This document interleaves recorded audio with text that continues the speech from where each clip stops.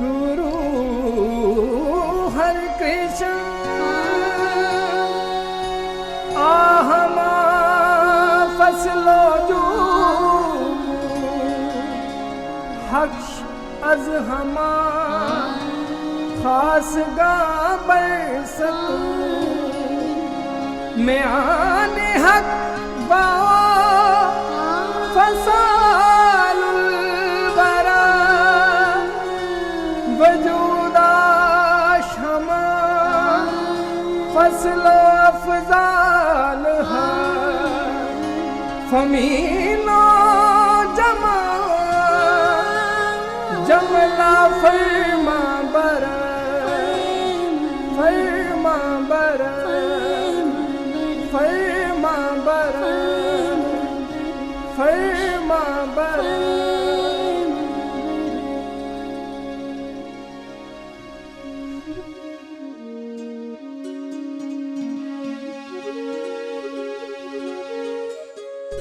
बाला प्रीतम कोड़ियां ते दया कर, सरीरक ही नहीं मन दा भी कोड़ दूर करने वाले, मन बुद्धि नूं ज्ञान बख्शण वाले, दुखियां दर्दियां ते दुख दूर करने वाले, गुनाह बख्शण वाले, अहंकार दा सिर भन्नण वाले, जीवन ते दया करन, पत्थर दिलां नूं भी मोम करन वाले, पुत्र बन मावां नूं निग देण वाले, ऐसे तरसवान मेरे प्यारे बाला प्रीतम धन धन साहिब श्री गुरु हरकृष्ण साहिब जी दी वडियाई कथे नहीं जा सकती, पर फिर भी प्यार वालियां अखरां विच चुप्पी मार के आप दी वडियाई कीती है। साहिब श्री गुरु गोबिंद सिंह जी के प्यारे कवि भाई नंद लाल जी ने सल्तनत हस्तम के सिरलेख हेठ लिखा है कि गुरु हरकृष्ण साहिब जी की पवित्र करामात जगत प्रसिद्ध है अते उस दे पवित्र वजूद का नूर सच नूं रोशन करता है। इसी तरह ही शहनशाहां दे शहनशाह दसम पिता श्री गुरु गोबिंद सिंह जी ने आप जी की वडियाई करदियां मानवता के भले की सिखर नूं इस तरह छुहिया।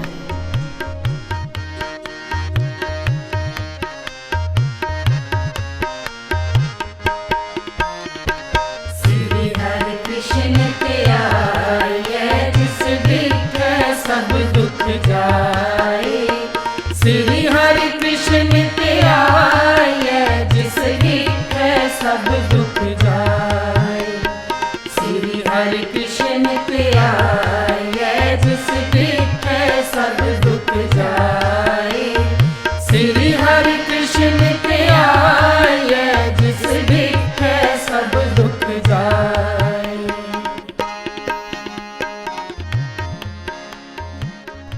ऐसे दीन दयाल कोमल चित संवेदनशील करन कारण समर्थ बाला प्रीतम श्री गुरु हरकृष्ण साहब जी का प्रकाश 8 सावण संमत 1713 वधी 10 मुताबिक 7 जुलाई 1656 ईस्वी नूं कीरतपुर साहिब माता कृष्ण कौर जी की कुखों पिता श्री गुरु हर राय जी के घर होया। ਜਿੱਥੇ ਸਾਹਿਬਾਂ ਜਨਮ ਲਿਆ ਉੱਥੇ ਅੱਜ ਗੁਰਦੁਆਰਾ ਸ਼ੀਸ਼ ਮਹਿਲ ਸਾਹਿਬ ਸੁਸ਼ੋਭਿਤ ਹੈ। ਇਹ ਅਸਥਾਨ ਕੀਰਤਪੁਰ ਸਾਹਿਬ ਵਿੱਚ ਆਬਾਦੀ ਦੇ ਵਿਚਕਾਰ ਸਤਿਗੁਰਾਂ ਦਾ ਨਿਵਾਸ ਅਸਥਾਨ ਸੀ। ਇਨ੍ਹਾਂ ਮਹੱਲਾਂ ਵਿੱਚ ਗੁਰੂ ਹਰਗੋਬਿੰਦ ਸਾਹਿਬ ਸੰਮਤ 1691 ਵਿੱਚ ਆਏ ਤੇ ਅੰਤ ਸਮੇਂ ਤੱਕ ਇੱਥੇ ਹੀ ਰਹੇ।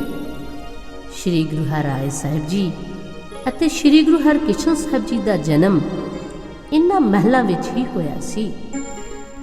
ਸ਼੍ਰੀ ਗੁਰੂ ਹਰਿਰਾਏ ਸਾਹਿਬ ਜੀ ਨੇ ਬਾਲਾ ਪ੍ਰੀਤਮ ਜੀ ਦੇ ਜਨਮ ਸਮੇਂ ਫਰਮਾਇਆ ਸੀ ਕਿ ਜੋ ਕਾਰਜ ਇਹ ਕਰਨਗੇ ਹੋਰ ਕੋਈ ਨਹੀਂ ਕਰ ਸਕੇਗਾ। ਗੁਰੂ ਹਰਕ੍ਰਿਸ਼ਨ ਸਾਹਿਬ ਜੀ ਦਾ ਚਿਹਰਾ ਕੋਮਲ ਤੇ ਮਨਮੋਹਣਾ ਸੀ। ਦੇਖਣ ਵਾਲਾ ਖਿੱਚਿਆ ਹੀ ਤੁਰਿਆ ਆਉਂਦਾ ਸੀ। ਤੇਜ ਝੱਲਿਆ ਨਹੀਂ ਸੀ ਜਾਂਦਾ। ਮਹਿਮਾ ਪ੍ਰਕਾਸ਼ ਦੇ ਲਿਖਾਰੀ ਨੇ ਬਾਲਾ ਪ੍ਰੀਤਮ ਜੀ ਦੇ ਮਨਮੋਹਣੇ ਰੂਪ ਦਾ ਚਿੱਤਰਨ ਕਰਦਿਆਂ ਲਿਖਿਆ ਹੈ,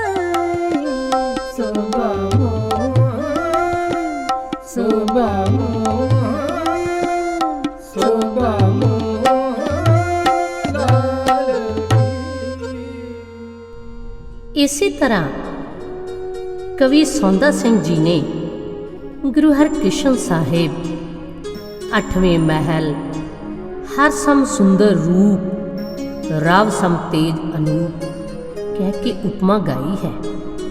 ਆਪ ਦੇ ਨੈਣ ਕਮਲ ਵਰਗੇ ਅਤੇ ਸ਼ਬ ਬਹੁਤ ਸੁੰਦਰ ਬਣ ਗਈ ਸੀ। ਮੱਤ ਡੂੰਗੀ ਤੇ ਮੱਥਾ ਚੌੜਾ ਸੀ, ਪਰ ਨਾਮ ਨਿਸ਼ਾਨ ਨਾਲ ਮੱਥਾ ਸਦਾ ਚਮਕਦਾ ਰਹਿੰਦਾ।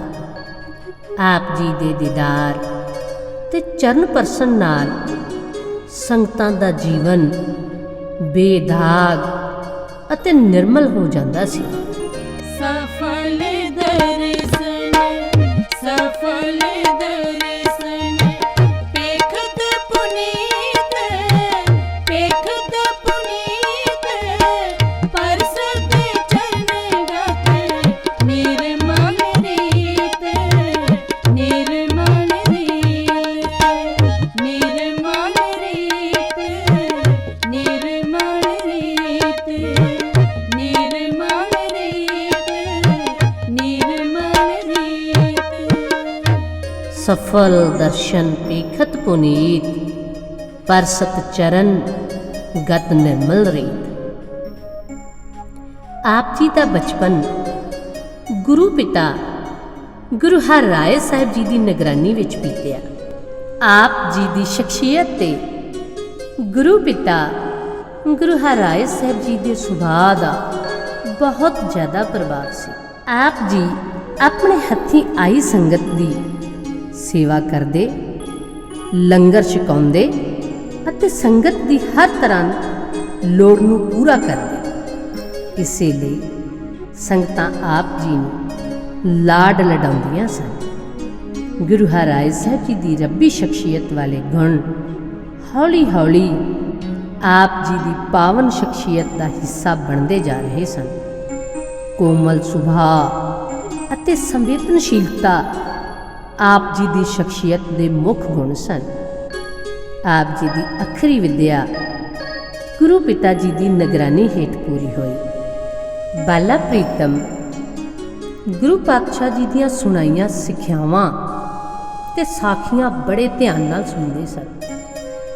ਗੁਰੂ ਹਰਿਰਾਏ ਸਾਹਿਬ ਜੀ ਨੇ ਇੱਕ ਵਾਰੀ ਸੰਗਤ ਨੂੰ ਹੁਕਮ ਕੀਤਾ ਕਿ ਕੁਝ ਨਾ ਕੁਝ ਸਦਾ ਦਿੰਦੇ ਹੀ ਰਹਿਣਾ ਚਾਹੀਦਾ ਹੈ। ਇਹ ਸੋਚਣਾ ਕਿ ਬਹੁਤ ਹੋਵੇਗਾ ਤਾਂ ਵੰਡਾਂਗੇ, ਕਦੇ ਕੁਝ ਦੇ ਨਹੀਂ ਸਕੋਗੇ। ਸਤਵੇਂ ਪਾਤਸ਼ਾਹ ਜੀ ਨੇ ਇੱਕ ਚਿੜਾ ਤੇ ਚਿੜੀ ਦੀ ਵਾਰਤਾ ਸੁਣਾਉਂਦਿਆਂ ਕਿਹਾ ਕਿ ਇੱਕ ਗਰੀਬ ਸਿੱਖ ਗ੍ਰਹਿਸਤੀ ਸੀ। ਉਹ ਖੱਟ ਘਾਲ ਕੇ ਜੋ ਅੰਨ ਦਾਣਾ ਲਿਆਉਂਦਾ ਧੋ ਕੇ ਸੁੱਕਣ ਲਈ ਕੋਠੇ ਤੇ ਪਾ ਦਿੰਦਾ। ਇੱਕ ਚਿੜੀ ਚਿੜਾ ਨੇਮ ਨਾਲ ਆਉਂਦੇ, ਚੋਗ ਚੁਗਦੇ ਤੇ ਉੱਡਣ ਵੇਲੇ 2 ਦਾਣੇ ਚੁੰਝ ਵਿੱਚ ਰੱਖ ਲੰਗਰ ਵਿੱਚ ਪਾ ਆਉਂਦੇ। ਐਸੀ ਬਰਕਤ ਪਈ ਕਿ ਘਰ ਬਾਹਰ ਭਰ ਗਏ। ਇਸ ਤਰ੍ਹਾਂ ਗੁਰੂ ਸਾਹਿਬ ਜੀ ਨੇ ਸੰਗਤਾਂ ਨੂੰ ਸਮਝਾਇਆ, ਕਿਰਤ ਕਮਾਈ ਦਾ 10ਵਾਂ ਹਿੱਸਾ ਧਰਮ ਲੇਖੇ ਲਾਉਣ ਨਾਲ ਘਰ ਪਰਿਵਾਰ ਵਿੱਚ ਬਰਕਤ ਆਉਂਦੀ ਹੈ ਅਤੇ ਔਖਾ ਸਮਾਂ ਵੀ ਸੁਖਾਲਾ ਹੋ ਜਾਂਦਾ ਹੈ। ਇਸੇ ਤਰ੍ਹਾਂ ਇੱਕ ਸੱਪ ਨੂੰ ਕੀੜੀਆਂ ਨੂੰ ਦਬੋਚਿਆ ਦੇਖ ਗੁਰੂ ਹਰਿਰਾਏ ਸਾਹਿਬ ਜੀ ਨੇ ਫਰਮਾਇਆ ਕਿ ਇਹ ਸੱਪ ਆਪਣੇ ਪਿਛਲੇ ਜਨਮ ਵਿੱਚ ਸਾਧੂ ਬਣ ਲੋਕਾਂ ਨੂੰ ਵਹਿਮਾਂ ਭਰਮਾਂ ਨਾਲ ਕੁਰਾਹੇ ਪਾ ਧਨ ਬਟੋਰਦਾ ਸੀ। ਅੱਜ ਉਸ ਦੇ ਚੇਲੇ ਅਤੇ ਪੈਰੋਕਾਰ ਉਸ ਨੂੰ ਕੀੜੀਆਂ ਬਣ ਤੋੜ ਤੋੜ ਕੇ ਖਾ ਰਹੇ ਹਨ। ਇਸ ਤਰ੍ਹਾਂ ਗੁਰੂ ਸਾਹਿਬ ਜੀ ਨੇ ਸਮਝਾਇਆ ਕਿ ਸਾਧੂ ਸੰਤਾਂ ਦਾ ਕੰਮ ਜਗਿਆਸੂਆਂ ਨੂੰ ਰੱਬ ਨਾਲ ਜੋੜਨਾ ਹੈ, ਆਪਣੇ ਆਪ ਨਾਲ ਨਹੀਂ। ਗੁਰਬਾਣੀ ਦਾ ਫਰਮਾਨ ਹੈ, ਆਪ ਜਪੋ ਅਵਰਾ ਨਾਮ ਜਪਾਵੋ, ਸੁਨਤ ਕਹਿਤ ਰਹਿਤ ਗਤ ਪਾਵੋ। ਬਾਣੀ ਦੇ ਪ੍ਰਭਾਵ ਬਾਰੇ ਗੁਰੂ ਜੀ ਨੇ ਬਚਨ ਕੀਤੇ ਸਨ ਕਿ ਚਿਕਨੀ ਕੁੰਨੀ ਘਿਓ ਵਾਲੀ ਦੀ ਟੁੱਟੀ ਠੀਕਰੀ ਸੀ ਅਤੇ ਸੂਰਜ ਦੇ ਚਮਕਣ ਨਾਲ ਚਿਕਨਤਾ ਬਾਹਰ ਆ ਗਈ। ਤਿਵੇਂ ਹੀ ਜੋ ਸਦਾ ਗੁਰਬਾਣੀ ਪੜ੍ਹਦੇ ਹਨ ਉਹ ਥਿੰਦੇ ਤਾਂ ਹੁੰਦੇ ਹੀ ਹਨ, ਕਸ਼ਟਾਂ ਦਾ ਸੂਰਜ ਸਿਰ ਤੇ ਚਮਕਣ ਨਾਲ ਹੋਰ ਤੇਜ਼ ਪ੍ਰਤਾਪ ਵਾਲੇ ਹੋ ਜਾਂਦੇ ਹਨ। ਇਸ ਤਰ੍ਹਾਂ ਗੁਰੂ ਹਰਿਰਾਏ ਜੀ ਦੀ ਕਰਨੀ, ਕੌਤਕਾਂ ਤੇ ਬਚਨਾਂ ਦਾ ਪ੍ਰਭਾਵ ਬਾਲਕ ਗੁਰੂ ਹਰਕ੍ਰਿਸ਼ਨ ਜੀ ਤੇ ਸਹਿਜੇ ਹੀ ਪੈ ਰਿਹਾ ਸੀ। ਜਿਵੇਂ ਗੁਰੂ ਜੀ ਪੰਛੀ ਤੱਕ ਦਾ ਦੁੱਖ ਦੇਖ ਨਹੀਂ ਸਕਦੇ ਸਨ, ਦੁਖੀਆਂ ਦੇ ਦਰਦ ਵੰਡਾਉਂਦੇ, ਰੋਗ ਦੂਰ ਕਰਦੇ, ਸਮਦ੍ਰਿਸ਼ਟੀ ਰੱਖਦੇ ਸਨ, ਉਵੇਂ ਹੀ ਸ਼ਾਹਜਹਾਨ ਦੇ ਪੁੱਤਰ ਦਾਰਾ ਸ਼ਿਕੋ ਦੀ ਬਿਮਾਰੀ ਸਮੇਂ ਕੀਮਤੀ ਜੜੀ ਬੂਟੀਆਂ ਅਤੇ ਦੁਰਲੱਭ ਦਵਾਈਆਂ ਭੇਜੀਆਂ ਸਨ। ਦਾਰਾ ਠੀਕ ਹੋ ਗਿਆ ਅਤੇ ਉਸ ਦੇ ਦਿਲ ਵਿੱਚ ਗੁਰੂ ਸਾਹਿਬ ਜੀ ਪ੍ਰਤੀ ਪਹਿਲਾਂ ਵੀ ਅਥਾਹ ਅਦਬ ਸਤਿਕਾਰ ਸੀ, ਜੋ ਹੁਣ ਹੋਰ ਵਧੇਰੇ ਹੋ ਗਿਆ। ਦੂਜੇ ਪਾਸੇ ਔਰੰਗਜ਼ੇਬ ਨੇ ਬਾਕੀ ਭਰਾਵਾਂ ਨਾਲ ਮਿਲ ਕੇ ਦਾਰਾ ਸ਼ਿਕੋਹ ਤੇ ਚੜ੍ਹਾਈ ਕਰ ਦਿੱਤੀ। ਉਸ ਨੇ ਗੁਰੂ ਸਾਹਿਬ ਜੀ ਕੋਲ ਫੌਜੀ ਸਹਾਇਤਾ ਲਈ ਬੇਨਤੀ ਕੀਤੀ। ਗੁਰੂ ਸਾਹਿਬ ਜੀ ਦੀ ਫੌਜ ਨੇ ਔਰੰਗਜ਼ੇਬ ਦੀ ਫੌਜ ਨੂੰ 2 ਪਹਿਰ ਬਿਆਸ ਦਰਿਆ ਤੇ ਰੋਕ ਕੇ ਉਸ ਦੀ ਸਹਾਇਤਾ ਕੀਤੀ, ਪਰ ਔਰੰਗਜ਼ੇਬ ਨੇ ਦਾਰਾ ਸ਼ਿਕੋਹ ਨੂੰ ਧੋਖੇ ਨਾਲ ਕੈਦ ਕਰਕੇ ਕਤਲ ਕਰ ਦਿੱਤਾ ਤੇ ਆਪ ਦਿੱਲੀ ਦੇ ਤਖਤ ਤੇ ਬਾਦਸ਼ਾਹ ਬਣ ਕੇ ਬੈਠ ਗਿਆ।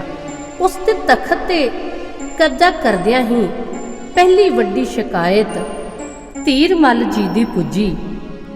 ਉਸ ਨੇ ਆਪਣਾ ਹੱਕ ਦਿਵਾਉਣ ਦੀ ਬੇਨਤੀ ਕੀਤੀ ਸੀ। ਔਰੰਗਜ਼ੇਬ ਨੇ ਕੋਈ ਧਿਆਨ ਨਾ ਦਿੱਤਾ, ਕਿਉਂਕਿ ਉਹ ਖੁਦ ਵੱਡੇ ਭਰਾਵਾਂ ਦਾ ਹੱਕ ਮਾਰ ਤਖਤ ਤੇ ਬੈਠਾ ਸੀ। ਇਸ ਲਈ ਧੀਰ ਮੱਲ ਜੀ ਜਦੋਂ ਫਿਰ ਸ਼ਿਕਾਇਤ ਕੀਤੀ ਕਿ ਗੁਰੂ ਸਾਹਿਬ ਨੇ ਦਾਰਾ ਸ਼ਿਕੋਹ ਦੀ ਮਦਦ ਕੀਤੀ ਹੈ, ਤਾਂ ਔਰੰਗਜ਼ੇਬ ਨੇ ਪੰਜਾਬ ਦੇ ਖਲੀਲ ਖਾਂ ਨੂੰ ਮਾਮਲਾ ਨਜਿੱਠਣ ਲਈ ਆਖਿਆ, ਪਰ ਉਹ ਕੁਝ ਸਮੇਂ ਬਾਅਦ ਆਪ ਹੀ ਮਰ ਗਿਆ। ਫਿਰ ਔਰੰਗਜ਼ੇਬ ਨੇ ਗੁਰੂ ਹਰਿਰਾਏ ਸਾਹਿਬ ਜੀ ਨੂੰ ਦਿੱਲੀ ਆਉਣ ਲਈ ਬੁਲਾਵਾ ਭੇਜਿਆ। ਗੁਰੂ ਜੀ ਨੇ ਸੰਗਤ ਨਾਲ ਸਲਾਹ ਕਰਕੇ ਔਰੰਗਜ਼ੇਬ ਨੂੰ ਮਿਲਣ ਤੋਂ ਸਾਫ਼ ਇਨਕਾਰ ਕਰ ਦਿੱਤਾ। ਰਾਜਾ ਜੈ ਸਿੰਘ ਅਤੇ ਰਾਜਪੂਤ ਰਾਜਿਆਂ ਨੇ ਕਿਹਾ, ਨਿਮਰਤਾ ਸਹਿਤ ਲਿਖੋ ਗੁਰੂ ਜੀ ਜ਼ਰੂਰ ਆਉਣਗੇ। ਔਰੰਗਜ਼ੇਬ ਵੱਲੋਂ ਨਿਮਰਤਾ ਵਾਲੀ ਚਿੱਠੀ ਪਾ ਕੇ ਗੁਰੂ ਹਰਿਰਾਏ ਜੀ ਨੇ ਬਾਬਾ ਰਾਮ ਰਾਏ ਜੀ ਨੂੰ ਦਿੱਲੀ ਭੇਜਣ ਦਾ ਫੈਸਲਾ ਕੀਤਾ। ਬਾਬਾ ਜੀ ਅਜੇ ਚੜ੍ਹਦੀ ਜਵਾਨੀ ਵਿੱਚ ਸਨ। ਗੁਰਮਤਿ ਤੋਂ ਜਾਣੂ ਹੋਣ ਦੇ ਨਾਲ ਨਾਲ ਉਹ ਬੁੱਧੀਮਾਨ ਤੇ ਹਾਜ਼ਰ ਜਵਾਬ ਸਨ। ਉਹਨਾਂ ਨੂੰ ਦਿੱਲੀ ਵੱਲ ਤੋਰਨ ਸਮੇਂ ਗੁਰੂ ਹਰਿਰਾਏ ਜੀ ਨੇ ਥਾਪੜਾ ਦਿੱਤਾ ਤੇ ਫਰਮਾਇਆ ਕਿ ਅਕਾਲ ਪੁਰਖ ਤੇ ਗੁਰੂ ਨਾਨਕ ਤੇਰੇ ਅੰਗ ਸੰਗ ਹਨ, ਇਸ ਲਈ ਘਬਰਾਉਣਾ ਨਹੀਂ। ਬਾਦਸ਼ਾਹ ਔਰੰਗਜ਼ੇਬ ਦੇ ਪ੍ਰਸ਼ਨਾਂ ਦਾ ਉੱਤਰ ਧੀਰਜ ਨਾਲ ਦੇਣਾ, ਸ਼ਾਹੀ ਠਾਠ ਪਾਠ ਤੋਂ ਪ੍ਰਭਾਵਿਤ ਨਹੀਂ ਹੋਣਾ, ਗੁਰੂ ਨਾਨਕ ਪਾਤਸ਼ਾਹ ਜੀ ਦੀ ਸਿੱਖੀ ਦਾ ਨਾਮ ਰੌਸ਼ਨ ਕਰਨਾ। ਉਹਨਾਂ ਦੇ ਨਾਲ 25 ਕੋ ਘੋੜਸਵਾਰ ਸਿੱਖ ਤੋਰੇ ਗਏ। ਔਰੰਗਜ਼ੇਬ ਨਾਲ ਮੁਲਾਕਾਤ ਹੋਈ ਤਾਂ ਰਾਮ ਰਾਏ ਜੀ ਦੇ ਚਿਹਰੇ ਦੇ ਪ੍ਰਤਾਪ ਤੋਂ ਔਰੰਗਜ਼ੇਬ ਬਹੁਤ ਪ੍ਰਭਾਵਿਤ ਹੋਇਆ। ਰਾਮ ਰਾਏ ਜੀ ਔਰੰਗਜ਼ੇਬ ਦੀ ਹਰ ਪੁੱਛ ਦਾ ਉੱਤਰ ਬਹੁਤ ਹੀ ਸੁਚੱਜੇ ਢੰਗ ਨਾਲ ਦੇ ਰਹੇ ਸਨ। ਦਰਬਾਰ ਵਿੱਚ ਆਦਰ ਵੀ ਪੂਰਾ ਮਿਲ ਰਿਹਾ ਸੀ, ਪਰ ਛੇਤੀ ਹੀ ਸ਼ਾਹੀ ਪ੍ਰਭਾਵ ਪੈਣ ਲੱਗਾ ਅਤੇ ਟਾਕਰੇ ਤੇ ਉਹਨਾਂ ਕਰਾਮਾਤਾਂ ਦਾ ਸਹਾਰਾ ਲਿਆ। ਸਿੱਖ ਇਤਿਹਾਸ ਅਨੁਸਾਰ ਬਹੁਤ ਹੀ ਕਰਾਮਾਤਾਂ ਰਾਮ ਰਾਏ ਜੀ ਨੇ ਦਿਖਾਈਆਂ। ਪਹਿਲਾਂ ਮੋਇਆ ਹੋਇਆ ਬੱਕਰਾ ਜਵਾਲ ਦਿੱਤਾ, ਫਿਰ ਜਦ ਖੂਹ ਤੇ ਚਾਦਰ ਵਿਛਾਈ ਤਾਂ ਰਾਮ ਰਾਏ ਜੀ ਬੈਠ ਗਏ, ਪਰ ਚਾਦਰ ਨਾ ਢਿੱਲੀ। ਜ਼ਹਿਰ ਦੀ ਪੁਸ਼ਾਕ ਭੇਜੀ ਗਈ, ਰਾਮ ਰਾਏ ਤੇ ਕੋਈ ਅਸਰ ਨਾ ਹੋਇਆ। ਉਸਨੇ ਹਰਮਾਂ ਵਿੱਚ ਜੋ ਕੁਝ ਵੀ ਹੋ ਰਿਹਾ ਸੀ ਇਨ ਬਿਨ ਕਹਿ ਦਰਸਾਇਆ। 2 ਚੰਨ ਇੱਕ ਵਾਰੀ ਹੀ ਚੜੇ ਦਿਖਾ ਦਿੱਤੇ। ਆਦਿ ਅਨੇਕਾਂ ਹੀ ਕਰਾਮਾਤਾਂ ਦਾ ਜ਼ਿਕਰ ਇਤਿਹਾਸ ਵਿੱਚ ਮਿਲਦਾ ਹੈ। ਬਾਬਾ ਰਾਮ ਰਾਏ ਜੀ ਦੀਆਂ ਕਰਾਮਾਤਾਂ ਤੋਂ ਔਰੰਗਜ਼ੇਬ ਪ੍ਰਭਾਵਿਤ ਹੋਇਆ, ਪਰ ਦਰਬਾਰੀ ਕਾਜ਼ੀਆਂ ਨੂੰ ਇਹ ਗੱਲ ਪਸੰਦ ਨਹੀਂ ਸੀ। ਉਹ ਗੁਰੂ ਸਾਹਿਬਾਨ ਤੇ ਸਿੱਖਾਂ ਵਿਰੁੱਧ ਬਾਦਸ਼ਾਹ ਦੇ ਕੰਨ ਭਰਦੇ ਰਹਿੰਦੇ ਸਨ। ਕਾਜ਼ੀਆਂ ਦੀ ਪ੍ਰੇਰਨਾ ਤੇ ਔਰੰਗਜ਼ੇਬ ਨੇ ਬਾਬਾ ਰਾਮ ਰਾਏ ਜੀ ਤੋਂ ਪੁੱਛਿਆ ਕਿ ਗੁਰੂ ਨਾਨਕ ਦੇਵ ਜੀ ਦੇ ਮੁਸਲਮਾਨਾਂ ਬਾਰੇ ਜੋ ਲਿਖਿਆ ਹੈ, ਮਿੱਟੀ ਮੁਸਲਮਾਨ ਕੀ ਪੇੜਾ ਪਈ ਘੁਮਿਆਰ, ਇਸ ਦਾ ਕੀ ਅਰਥ ਹੈ? ਬਾਦਸ਼ਾਹ ਨਾਲ ਬਣਿਆ ਰਸੂਖ ਕਾਇਮ ਰੱਖਣ ਲਈ ਬਾਬਾ ਰਾਮ ਰਾਏ ਜੀ ਨੇ ਆਖ ਦਿੱਤਾ ਕਿ ਗੁਰੂ ਜੀ ਨੇ ਤਾਂ ਮਿੱਟੀ ਬੇਈਮਾਨ ਕੀ ਉਚਾਰਿਆ ਸੀ, ਲਿਖਾਰੀ ਦੀ ਭੁੱਲ ਨਾਲ ਮਿੱਟੀ ਮੁਸਲਮਾਨ ਕੀ ਲਿਖਿਆ ਗਿਆ ਹੈ। ਇਸ ਨਾਲ ਔਰੰਗਜ਼ੇਬ ਦੀ ਤਾਂ ਤਸੱਲੀ ਹੋ ਗਈ, ਪਰ ਗੁਰੂ ਨਾਨਕ ਸਾਹਿਬ ਜੀ ਦੀ ਬਾਣੀ ਦੀ ਤੁਕ ਵਿੱਚ ਤਬਦੀਲੀ ਕਰਨੀ ਇੱਕ ਅਜਿਹਾ ਗੁਨਾਹ ਸੀ ਜੋ ਬਖਸ਼ਿਆ ਨਹੀਂ ਸੀ ਜਾ ਸਕਦਾ। ਇਸ ਲਈ ਗੁਰੂ ਹਰਿਰਾਏ ਸਾਹਿਬ ਜੀ ਨੇ ਬਾਬਾ ਰਾਮ ਰਾਏ ਜੀ ਨੂੰ ਹੁਕਮ ਕੀਤਾ ਕਿ ਸਾਡੇ ਮੱਥੇ ਨਾ ਲੱਗੇ, ਜਿੱਧਰ ਮੂੰਹ ਹੈ ਉੱਧਰ ਹੀ ਚਲਿਆ ਜਾਏ। ਗੁਰੂ ਜੀ ਨੇ ਇਹ ਕਰੜਾ ਹੁਕਮ ਬਾਣੀ ਦਾ ਸਤਿਕਾਰ ਕਾਇਮ ਰੱਖਣ ਲਈ ਦਿੱਤਾ। ਗੁਰੂ ਸਾਹਿਬ ਜੀ ਨੇ ਸੰਗਤਾਂ ਨੂੰ ਸਮਝਾਇਆ ਕਿ ਗੁਰਬਾਣੀ ਤੁਰ ਦਰਗਾਹੋਂ ਆਈ ਹੈ, ਇਸ ਦਾ ਜਿੰਨਾ ਵੀ ਅਦਬ ਸਤਿਕਾਰ ਕੀਤਾ ਜਾਵੇ ਉਨਾ ਹੀ ਘੱਟ ਹੈ, ਅਤੇ ਰਾਮ ਰਾਏ ਨੂੰ ਮੱਥੇ ਤੱਕ ਨਾ ਲਗਾਇਆ। ਇਹ ਪਤਾ ਲੱਗਣ ਤੇ ਔਰੰਗਜ਼ੇਬ ਬਹੁਤ ਖੁਸ਼ ਹੋਇਆ। ਉਸ ਦਾ ਨਿਸ਼ਾਨਾ ਗੁਰੂ ਘਰ ਵਿੱਚ ਫੁੱਟ ਪਾਉਣਾ ਹੀ ਸੀ। ਇਸ ਫੁੱਟ ਨੂੰ ਹੋਰ ਪੱਕੀ ਕਰਨ ਲਈ ਉਸਨੇ ਬਾਬਾ ਰਾਮ ਰਾਏ ਜੀ ਨੂੰ ਜ਼ਗੀਰ ਦੇ ਦਿੱਤੀ। 7ਵੇਂ ਪਾਤਸ਼ਾਹ ਦੇਖ ਰਹੇ ਸਨ ਕਿ ਜਿਸ ਨੇ ਜਗਤ ਲਈ ਪੂਰਨੇ ਪਾਉਣੇ ਹਨ ਉਹ ਖੁਸ਼ਾਮਦੀ, ਹਿਰਸੀ, ਕਾਇਰ ਤੇ ਬਾਦਸ਼ਾਹ ਦਾ ਅਨੁਸਾਰੀ ਹੋ ਗਿਆ, ਤਾਂ ਉਹ ਸਿੱਖਾਂ ਵਿੱਚ ਸਾਹਸ ਤੇ ਨਿਡਰਤਾ ਕਿਵੇਂ ਭਰੇਗਾ? ਉਹਨਾਂ ਨੂੰ ਪਤਾ ਸੀ ਕਿ ਰਾਮ ਰਾਏ ਹੁਣ ਹੁਜਤਾਂ ਖੜੀਆਂ ਕਰੇਗਾ ਅਤੇ ਸੰਗਤਾਂ ਨੂੰ ਭਰਮਾਉਣ ਦੀ ਕੋਸ਼ਿਸ਼ ਕਰੇਗਾ। ਸੋ ਗੁਰੂ ਜੀ ਨੇ ਸਭ ਪਾਸੇ ਮੇਵੜੇ ਭੇਜੇ, ਹੁਕਮਨਾਮੇ ਵੀ ਭੇਜੇ ਤੇ ਉਚੇਚੇ ਬੰਦੇ ਵੀ। ਸੰਦੇਸ਼ ਲੈ ਕੇ ਰਾਮ ਰਾਏ ਜੀ ਦੀ ਕੋਈ ਕਿਸੇ ਪ੍ਰਕਾਰ ਦੀ ਸਹਾਇਤਾ ਨਹੀਂ ਕਰਨੀ ਅਤੇ ਸਭ ਕੀਰਤਪੁਰ ਪੁੱਜੋ। ਕੀਰਤਪੁਰ ਵਿੱਚ ਬੜਾ ਭਾਰੀ ਇਕੱਠ ਹੋਇਆ। ਜਿਸ ਕਿਸੇ ਸੁਣਿਆ ਉਹ ਚਲਿਆ ਆਇਆ। ਸਭ ਜਾਣਦੇ ਸਨ ਕਿ ਗੁਰੂ ਜੀ ਨੇ ਇਤਨਾ ਭਾਰੀ ਇਕੱਠ ਕੇਵਲ ਇਸ ਲਈ ਕੀਤਾ ਹੈ ਕਿ ਗੁਰਗੱਦੀ ਦੀ ਜ਼ਿੰਮੇਵਾਰੀ ਗੁਰੂ ਹਰਕ੍ਰਿਸ਼ਨ ਜੀ ਨੂੰ ਸੌਂਪ ਦਿੱਤੀ ਜਾਏ। ਰਾਮ ਰਾਏ ਗਲਤ ਤੇ ਕੋਝਾ ਪ੍ਰਚਾਰ ਨਾ ਕਰੇ। ਸਭ ਪਾਸਿਓਂ ਸੰਗਤਾਂ ਦੇ ਆਉਣ ਨਾਲ ਕੀਰਤਪੁਰ ਸਾਹਿਬ ਅਥਾਹ ਇਕੱਠ ਹੋ ਗਿਆ। 7 ਕੱਤਕ ਸੰਮਤ 1718 ਮੁਤਾबिक 6 ਅਕਤੂਬਰ 1661 ਈਸਵੀ ਦੇ ਦਿਨ ਆਸਾ ਦੀ ਵਾਰ ਦੇ ਕੀਰਤਨ ਉਪਰੰਤ ਗੁਰੂ ਹਰਿਰਾਏ ਸਾਹਿਬ ਜੀ ਨੇ ਆਪਣੇ ਤੇ ਚੌਰ ਕਰਨ ਵਾਲੇ ਨੂੰ ਹੁਕਮ ਕੀਤਾ ਕਿ ਇਹ ਗੁਰੂ ਹਰਕ੍ਰਿਸ਼ਨ ਜੀ ਤੇ ਕਰੋ। ਆਪ ਸਿੰਘਾਸਣ ਤੋਂ ਉੱਠੇ ਅਤੇ ਆਪਣੀ ਥਾਂ ਤੇ ਸ੍ਰੀ ਗੁਰੂ ਹਰਕ੍ਰਿਸ਼ਨ ਜੀ ਨੂੰ ਬਿਠਾ 3 ਪਰਿਕਰਮਾ ਕੀਤੀਆਂ, ਸ਼ਬਦ ਦੀ ਥਾਪਣਾ ਦਿੱਤੀ ਤੇ ਫਿਰ ਹੁਕਮ ਕੀਤਾ, ਸਾਡੇ ਸਮਾਨ ਹੀ ਗੁਰੂ ਹਰਕ੍ਰਿਸ਼ਨ ਜੀ ਹਨ। ਜੋਤ ਉਹਾ ਜੁਗਤ ਸਾਏ ਸਹ ਕਾਇਆ ਫੇਰ ਪਲਟੀਐ।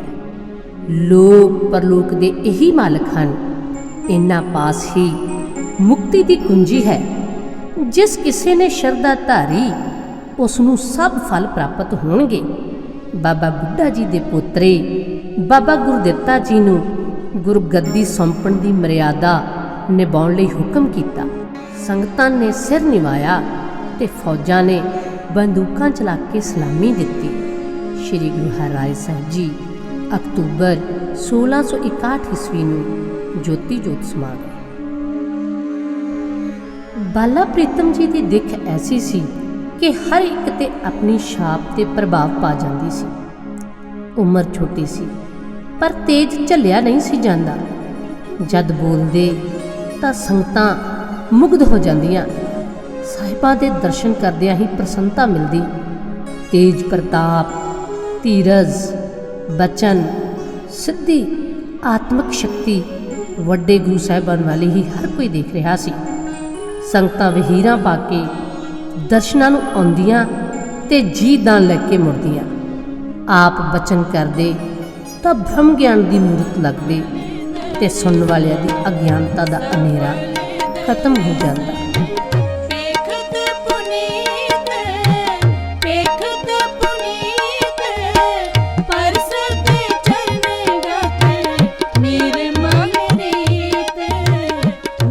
ਅੰਮ੍ਰਿਤ ਵੇਲੇ ਉੱਠਦੇ ਸ਼ੋਚਾਚਾਰ ਪਿੱਛੋਂ ਸਮਾਧੀ ਸਥਿਤ ਹੋ ਜਾਂਦੇ। ਫਿਰ ਪਾਠ ਕਰਦੇ, ਸੰਗਤ ਵਿੱਚ ਆ ਕੇ ਪਾਠ ਸੁਣਦੇ। ਪਿੱਛੋਂ ਕੀਰਤਨ ਆਰੰਭ ਹੋ ਜਾਂਦੇ। ਕੀਰਤਨ ਦੀ ਸਮਾਪਤੀ ਉਪਰੰਤ ਆਪ ਜੀ ਬਚਨ ਸੁਣਾਉਂਦੇ ਤੇ ਗੁਰਬਾਣੀ ਦੀ ਕਥਾ ਹੁੰਦੀ। ਪਿੱਛੋਂ ਲੰਗਰ ਵਰਤਾਇਆ ਜਾਂਦਾ। ਦੂਰ ਨੇੜੇ ਤੋਂ ਆਈਆਂ ਸੰਗਤਾਂ ਮਨੋਕਾਮਨਾ ਦੱਸਦੀਆਂ। ਆਪ ਜੀ ਭਾਵਨਾਵਾਂ ਪੂਰੀਆਂ ਕਰਕੇ ਨਾਮਦਾਨ, ਦੇਹ ਅਰੋਗ ਅਤੇ ਹੋਰ ਦਾਤਾਂ ਨਾਲ ਨਿਵਾਜਦੇ। ਪਸ਼ੂਆਂ ਪੰਛੀਆਂ ਦੀ ਰੱਖ ਵਿੱਚ ਆਪ ਜਾਂਦੇ ਤੇ ਦੇਖ ਰੇਖ ਕਰਦੇ। ਸਫਾਖਾਨਾ ਵੀ ਆਪ ਜਾਂਦੇ ਤੇ ਰੋਗੀਆਂ ਦਾ ਰੋਗ ਖੰਡਣ ਲਈ ਦਾਰੂ ਦਿੰਦੇ ਤੇ ਅਰਦਾਸ ਕਰਦੇ। रोगी का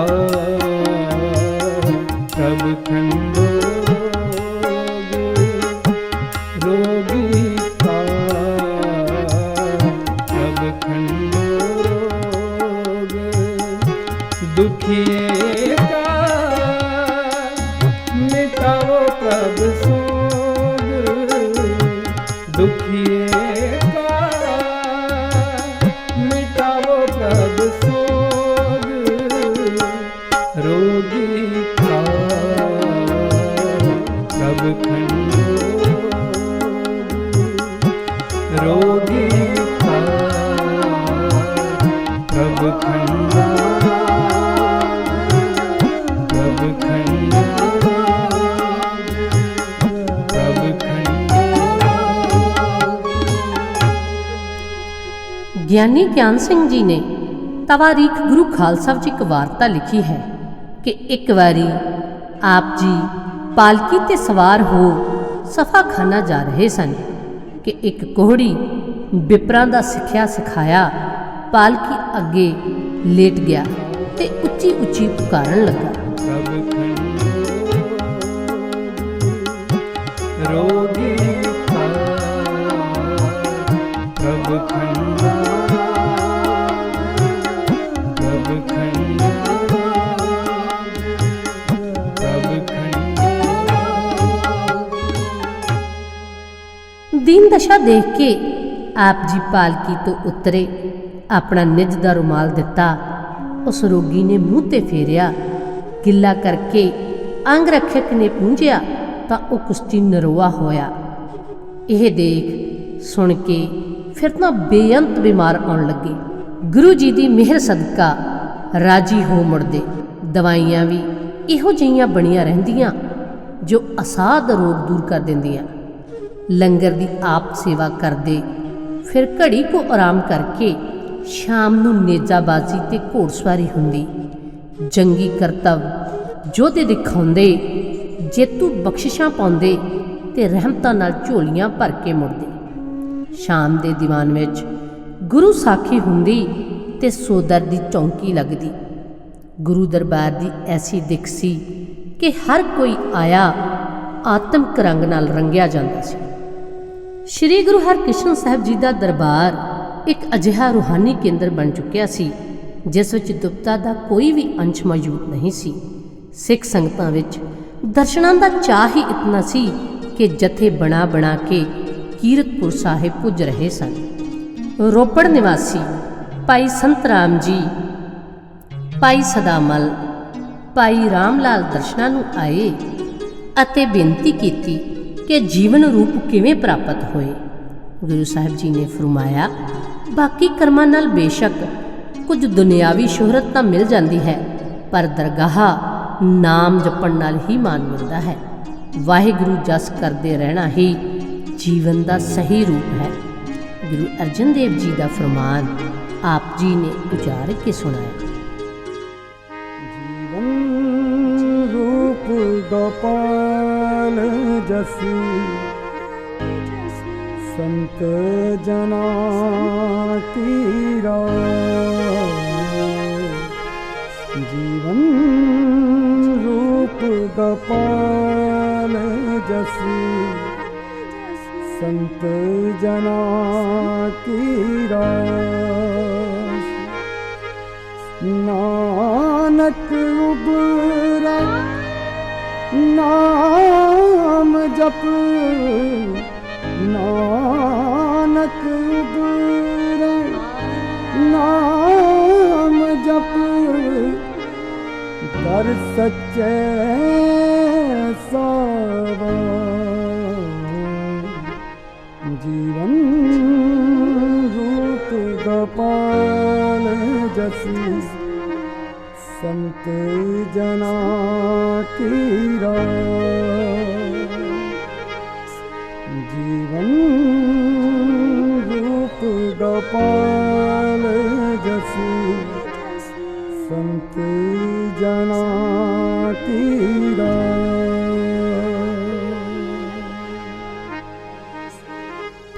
ਕਰਾਮਾਤਾਂ ਕਰਨ ਵਾਲਿਆਂ ਨੂੰ ਹੀ ਅਸਲ ਫਕੀਰ ਜਾਣਦਾ ਸੀ। ਇਸ ਲਈ ਉਸਨੇ ਸਰਮਦ ਜਿਹੇ ਫਕੀਰ ਨੂੰ ਮਾਰ ਮੁਕਾਇਆ। ਉਸਨੇ ਆਪਣੇ ਦਰਬਾਰ ਵਿੱਚ ਸ਼ਾਹ ਦੌਲਾ ਤੇ ਮੁੱਲਾ ਸ਼ਾਹ ਬਦਖਸਾਨੀ ਦੀ ਵੀ ਹੇਠੀ ਕਰਨ ਦੇ ਕਈ ਯਤਨ ਕੀਤੇ। ਫਕੀਰ ਵੀ ਇਹ ਜਾਣਦੇ ਸਨ ਕਿ ਗੁਰੂ ਨਾਨਕ ਦੇ ਘਰ ਹੀ ਇੱਕ ਐਸਾ ਹੈ ਜਿੱਥੇ ਪਨਾਹ ਤਾਂ ਮਿਲਦੀ ਹੀ ਹੈ, ਨਾਲ ਰੂਹਾਨੀ ਬਖਸ਼ਿਸ਼ਾਂ ਵੀ ਮਿਲਦੀਆਂ ਹਨ। ਰੋਪੜ ਦੇ ਪ੍ਰਸਿੱਧ ਫਕੀਰ ਨੂਰਦੀਨ ਮਾਲਾ ਸ਼ੇਖ ਅਤੇ ਮੁਹੰਮਦ ਬਖਸ਼ ਕੀਰਤਪੁਰ ਗੁਰੂ ਜੀ ਪਾਸ ਆਏ ਤੇ ਉੱਥੇ ਹੀ ਟਿਕੇ ਰਹੇ। ਉਹਨਾਂ ਨੂੰ ਆਉਂਦਿਆਂ ਦੇਖ ਮਹਾਰਾਜ ਜੀ ਨੇ ਉਹਨਾਂ ਪਿਆਰਾ ਰੱਬ ਉਹਨਾਂ ਜੋ ਗਈ ਉਚਾਰ ਕੇ ਸਵਾਗਤ ਕੀਤਾ।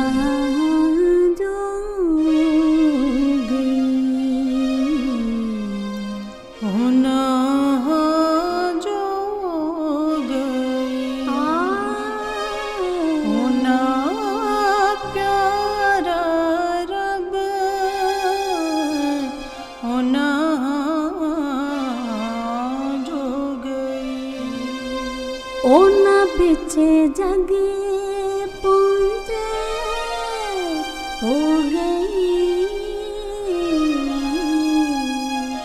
होना प्यारा रब होना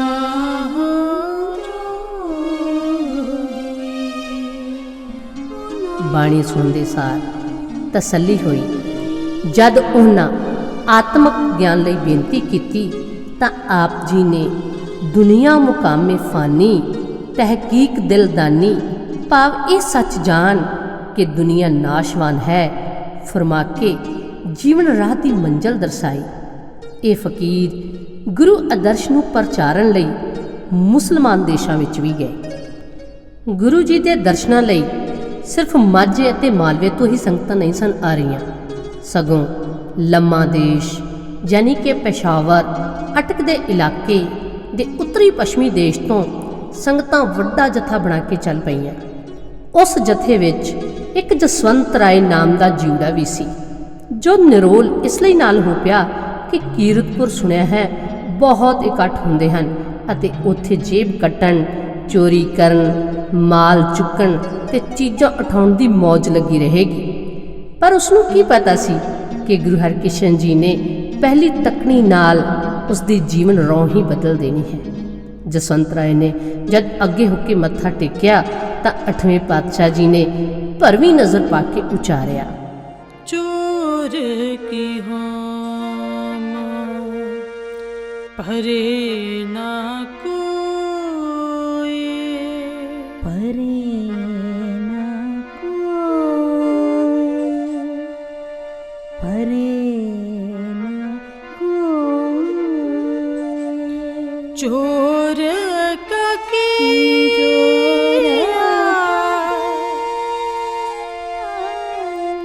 चंगा क्यों,